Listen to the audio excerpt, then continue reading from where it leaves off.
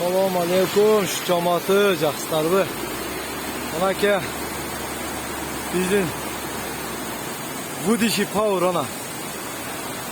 Vallahi tamak kıldı, çay kıldı. Öte yaxşı oldular. Her vakit. Buna ki ballar. İşte o çat. Yaxşı. Bugün ballar daha yaxşı geldi. Keçe barmak sarmağın yaxşı aytıp koymak söylüyorum. Barmağı da göstersin erdem. Bugün yaxşı gelip yetişti. Buna. Oyurma manda oldu. Tuğanlar oyurma öte yaxşı oldu. Köpürüm la oğlum. Buna bizden iş yaptırar.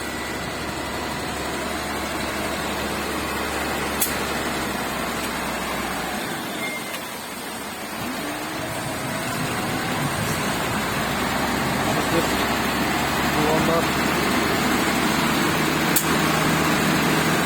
gelip getirseler öte yaxşı iş olur. Baldarga razıyız.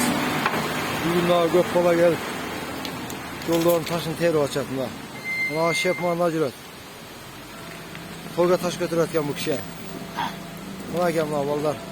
Azamat şu ballar. Allah razı olsun. Ya kaybet. Ya hadi güle. Muhalades.